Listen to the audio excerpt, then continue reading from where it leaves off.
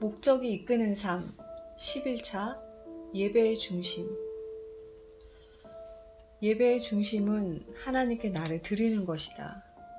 항복이라는 말은 복종이라는 단어만큼 사람들이 싫어하고 인기가 없는 단어다.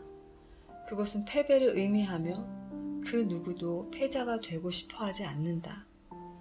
항복은 전쟁에서 패배를 인정하고 게임에서 지거나 강한 상대에게 양보하는 것과 같은 좋지 않은 이미지를 연상시킨다. 그 단어는 항상 부정적인 문맥에서 사용된다. 오늘날의 경쟁적인 문화 속에서 우리는 노력하고 시도하는 것을 멈추지 말고 절대 포기하지 말고 절대로 항복하지 말라고 배웠다.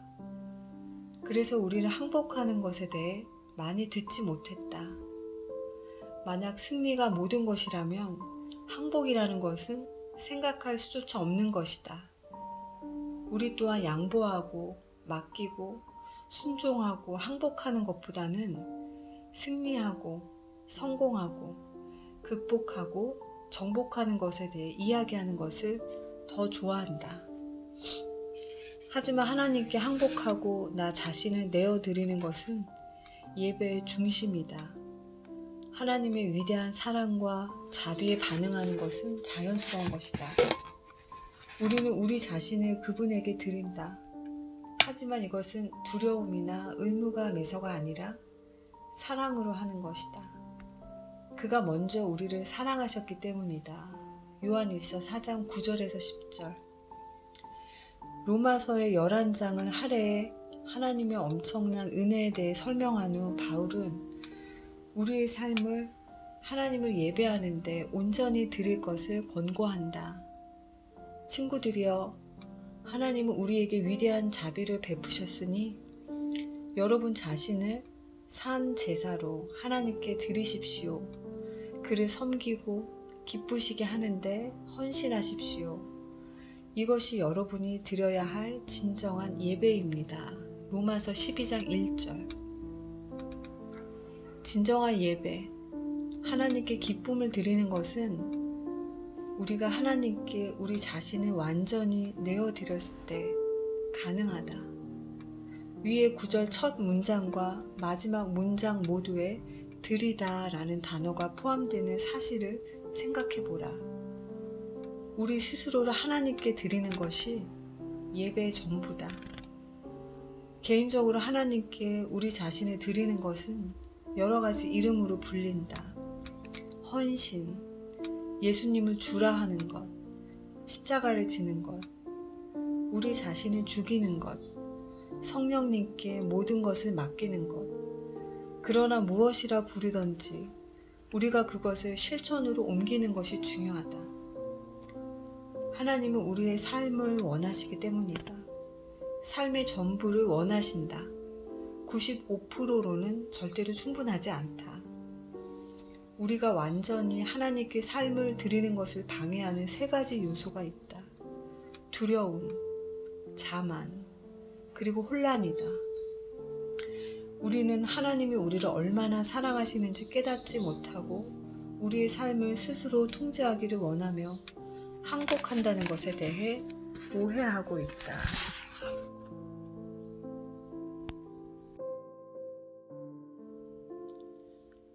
첫 번째, 내가 하나님을 신뢰할 수 있을까? 신뢰는 하나님께 항복하는 것, 나 자신을 내어드리는 것의 주요 요소다. 하나님을 신뢰하지 않으면 우리 자신을 드릴 수 없는데, 이와 더불어 알아야 할 사실은 하나님을 더 잘 알기 전에는 그분을 신뢰할 수 없다는 것이다. 두려움을 가지고 있을 때 우리가 하나님께 항복할 수 없지만 사랑이 그 모든 두려움을 없앤다. 하나님이 우리를 얼마나 사랑하시는지 깨달으면 깨달을수록 우리를 하나님께 내어드리는 것은 더 쉬워진다. 하나님이 우리를 사랑하신다는 것을 어떻게 알 수 있는가? 그분은 우리에게 많은 증거를 주신다. 하나님은 우리를 사랑한다고 말씀하신다. 시편 145편 9절. 그분은 우리에게서 눈을 떼지 않으신다. 시편 139편 3절. 그분은 우리 삶의 아주 작은 부분까지 돌보신다. 마태복음 10장 30절. 그분은 우리가 모든 기쁨을 느낄 수 있도록 능력을 주신다. 디모데전서 6장 17절. 그분은 우리의 삶을 위한 좋은 계획을 가지고 계신다. 예레미야 29장 11절. 그분은 우리를 용서하신다. 시편 86편 5절. 그분은 노하기를 더디하신다. 시편 145편 8절. 하나님은 우리가 상상하는 것 이상으로 우리를 사랑하신다. 이것을 가장 극적으로 표현하는 것이 우리를 위해 당신의 아들을 희생하신 것이다. 우리가 아직 죄인 되었을 때 그리스도께서 우리를 위하여 죽으심으로 하나님께서 우리에게 대한 자기의 사랑을 확증하셨느니라. 로마서 5장 8절. 우리가 하나님께 얼마나 중요한 존재인지 알고 싶다면 그리스도가 십자가 위에서 팔을 벌리고 계시면서 나는 너를 이만큼 사랑한다. 너 없이 사느니 차라리 죽음을 택하겠다라고 말씀하시는 것을 보라. 하나님은 잔인한 노예 감독이나 거친 폭력을 사용해 강제로 굴복시키려 하는 분이 아니시다. 그분은 우리의 의지를 깨지 않고 우리를 설득하려고 하시기 때문에 우리가 자유롭게 하나님께 우리를 내어드릴 수 있게 하신다. 하나님은 사랑하는 분이시고 자유케 하시는 분이시다. 그리고 그분께 삶을 드릴 때 우리는 구속이 아닌 자유를 누린다. 우리가 자신을 완전히 예수님께 드리면 우리는 그분이 폭군이 아닌 구세주라는 것, 상사가 아닌 형제라는 것, 그리고 독재자가 아닌 친구라는 것을 발견한다. 두 번째, 우리의 한계를 인정하기. 두 번째 요소는 우리의 교만이다. 우리는 우리가 단순히 피조물이고 모든 것을 책임지는 사람이 아니라는 사실을 인정하려 하지 않는다. 그것이 가장 오래전부터 내려오는 유혹이다. 너희 눈이 밝아 하나님과 같이 되어. 창세기 3장 5절. 그 욕구, 완전히 통제하려는 욕심이 우리가 살면서 받는 스트레스의 원인이다. 삶은 싸움이다. 하지만 대부분의 사람들은 우리가 야곱처럼 하나님과 싸우고 있다는 사실을 깨닫지 못하고 있다. 싸움을 통해서 하나님같이 되길 원하지만 우리가 그 싸움에서 이길 방법은 전혀 없다. A.W. 토저는 말한다.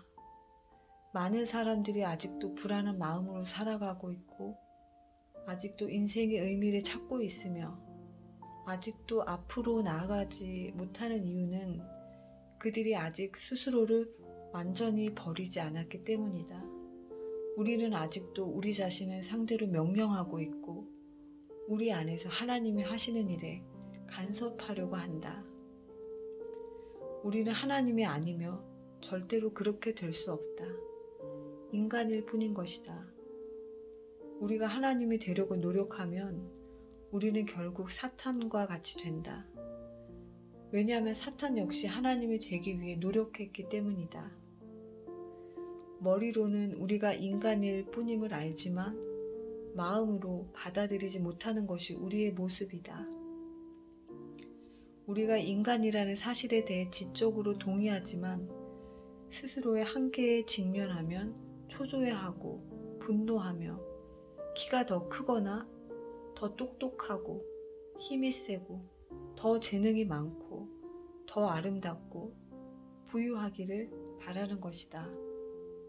모든 것을 갖고 싶어하고 모든 것을 하기를 원하면서 그렇게 되지 않으면 화를 낸다. 그리고 하나님이 우리가 갖고 있지 않은 어떤 것을 다른 사람에게 주셨음을 발견할 때 우리는 질투하고 시기하며 자기 연민에 빠진다.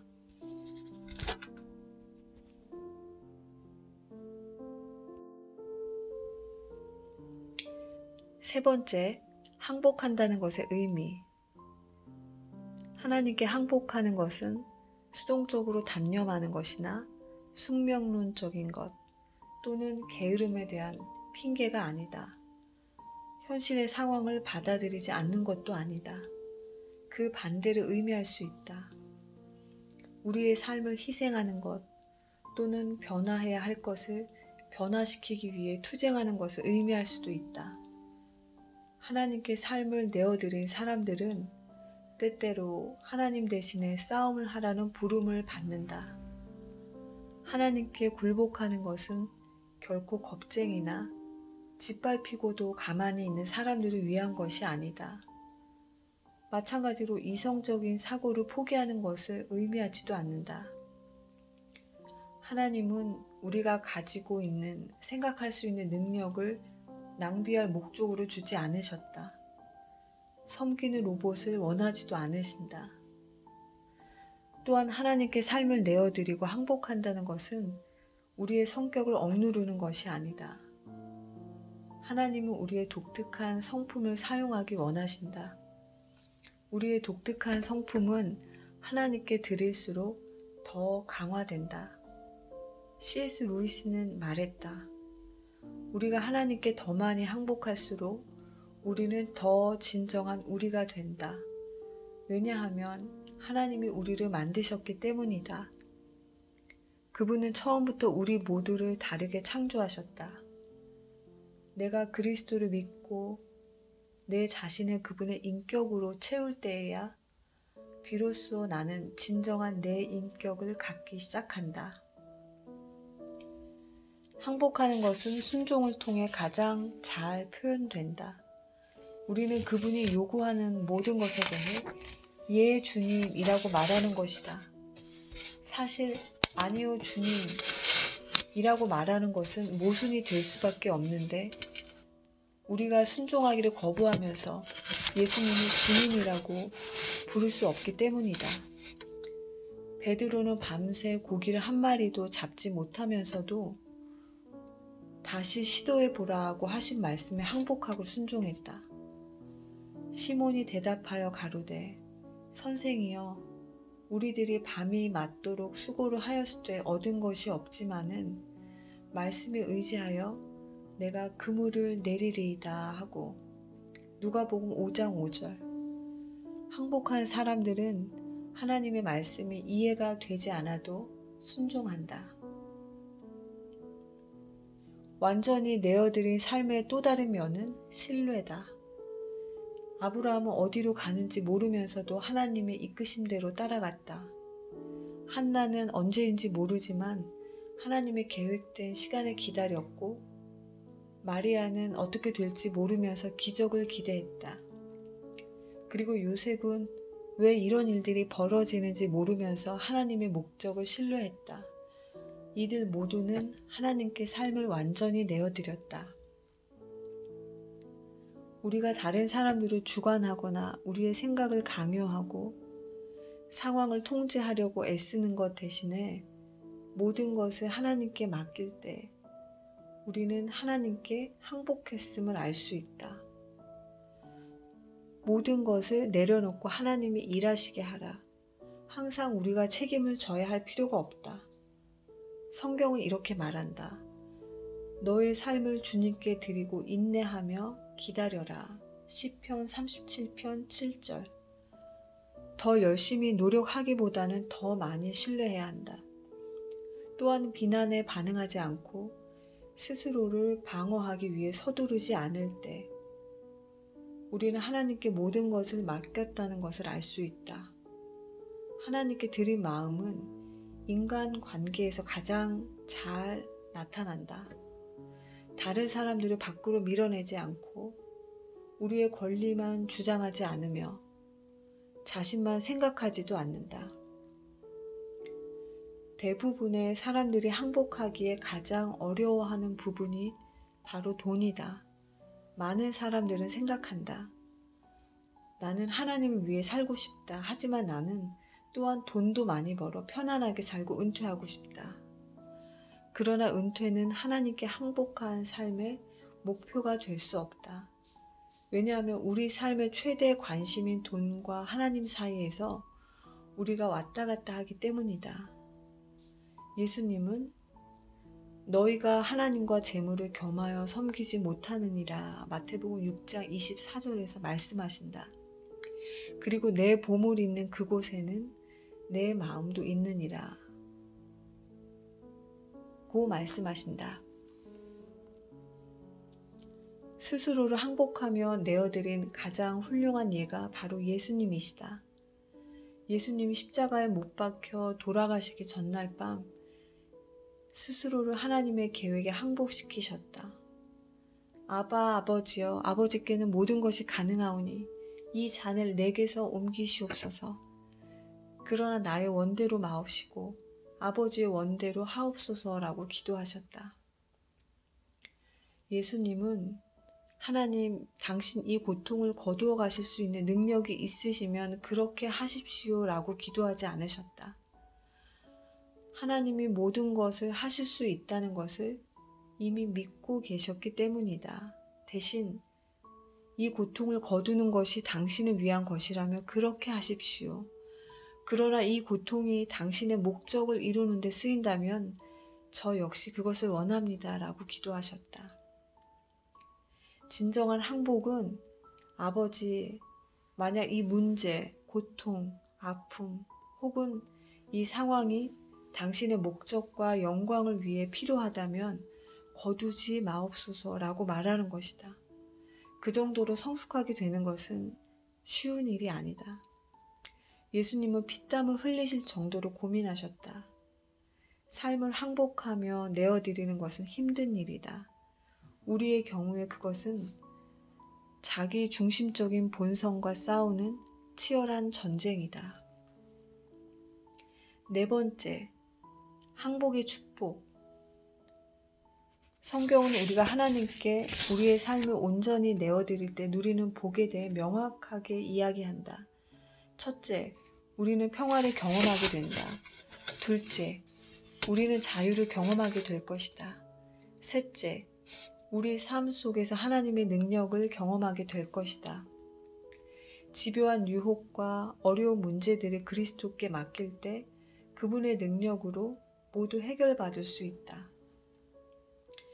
여호수아는 그의 인생에서 가장 큰 전쟁을 앞에 두고 하나님을 대면했다. 그는 그분 앞에 무릎을 꿇고 경배를 드렸으며 자기의 계획을 모두 맡겼다. 그 항복이 여리고에서의 승리를 가능하게 했다. 이것이 바로 역설이다. 항복할 때 승리한다. 항복할 때 우리는 더 강해진다. 하나님께 삶을 내어드리면 다른 것에 항복하게 될지 모른다는 두려움에서 벗어날 수 있다. 구세군의 창시자 윌리엄 부스는 말했다. 인간의 능력이 어느 정도 위대한지는 그가 얼마나 하나님께 삶을 드렸는지에 따라 설명될 수 있다. 하나님은 항복한 사람들을 사용하신다. 마리아를 선택해 예수님의 어머니가 되게 하신 이유는 그녀에게 재능이 있거나 부유하거나 아름다워서가 아니었다. 하나님께 완전히 삶을 맡긴 사람이었기 때문이다. 천사가 도저히 있을 법하지 않은 하나님의 계획을 설명했을 때 마리아는 차분하게 대답했다.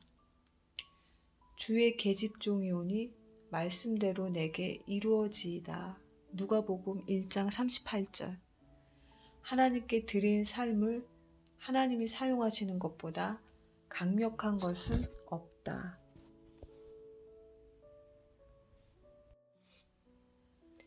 마지막 다섯 번째, 인생을 살아가는 가장 좋은 방법. 모든 사람은 결국 어떤 것인가 또는 누구에겐가 항복한다.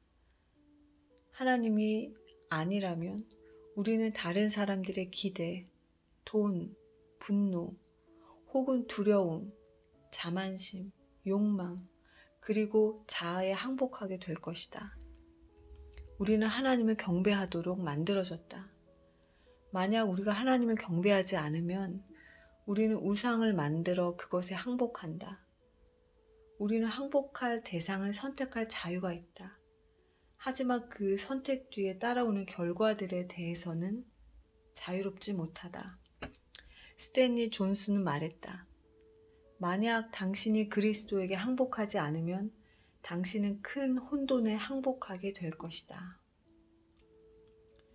하나님께 삶을 드리는 것이 가장 좋은 삶의 방법일 뿐만 아니라 유일한 삶의 방법이다. 다른 어떤 것도 안 된다. 다른 모든 방법은 좌절, 실망, 그리고 자기 파괴를 낳을 뿐이다. 킹 제임스 성경은 항복을 너의 마땅한 섬김이라고 말한다. 또 다른 성경은 그것을 하나님을 섬기는 가장 현명한 방법이라고 한다. 삶을 모두 드리는 것은 어리석은 감정적인 자극이 아닌 이성적이고 지적인 행동이다. 가장 책임 있는 그리고 우리의 삶을 통해 할 수 있는 가장 현명한 일이다. 그래서 바울은 이렇게 말한다. 그런즉 우리는 거하든지 떠나든지 주를 기쁘시게 하는 자 되기를 힘쓰노라. 고린도후서 5장 9절. 우리가 가장 현명하게 행동하는 순간은 하나님께 예라고 대답하는 순간이다. 몇 년이 걸릴지 모르겠지만 결국 우리는 하나님이 우리의 삶에 주시는 복을 막는 가장 큰 요인이 다름 아닌 바로 우리 자신, 즉 우리의 의지와 집요한 자만심, 개인적인 야망이라는 것을 깨닫게 될 것이다. 우리 스스로의 계획에 초점을 맞춰서는 하나님의 목적을 이룰 수 없다. 만일 하나님이 우리 안에서 그의 가장 큰 일을 하려고 하신다면 바로 여기서부터 시작하실 것이다. 그러니 모두 하나님께 드려라. 과거의 후회, 현재의 문제들, 미래의 야망, 두려움, 꿈, 약점, 습관, 상처, 그리고 우리가 가진 열등감까지 이 모든 것을 하나님께 드려라. 그리스도를 우리 삶의 운전석에 앉게 하고 핸들에서 손을 떼라. 두려워하지 말아라. 그분의 손 안에서 통제 불가능한 것은 없다. 그리스도께서 지배하실 때 우리는 그 어떤 것도 감당할 수 있다. 우리는 다음과 같이 말한 바울처럼 될 것이다. 내게 능력 주시는 자 안에서 내가 모든 것을 할 수 있느니라. 빌립보서 4장 13절.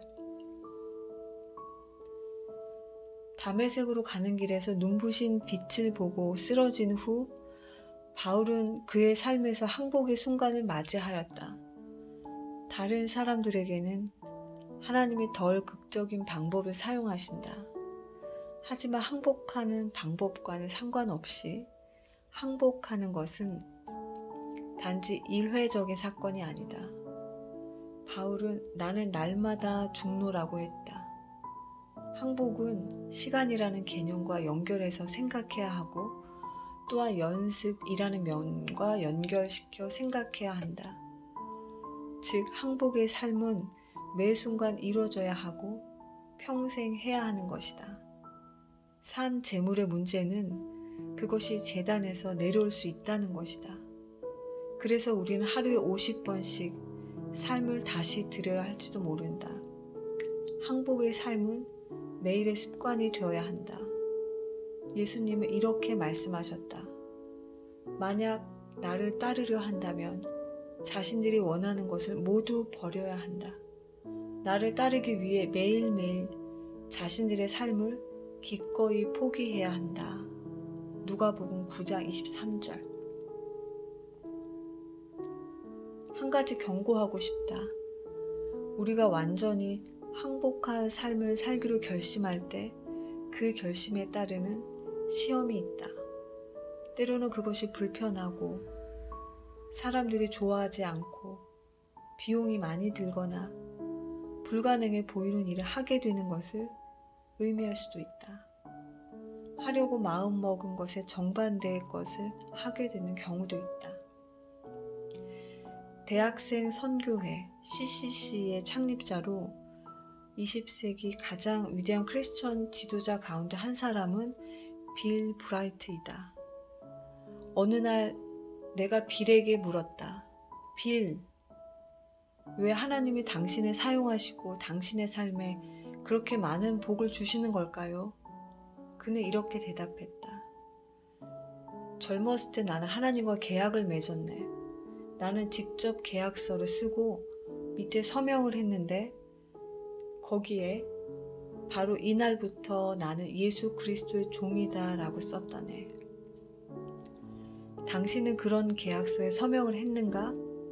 아니면 아직도 당신의 삶을 통해 하나님이 원하시는 것을 하려고 하실 때 하나님과 논쟁하고 싸우고 있는가? 이제는 모두 내어드릴 때다. 하나님의 은혜, 사랑, 그리고 그분의 지혜에 모두 항복해야 할 때다.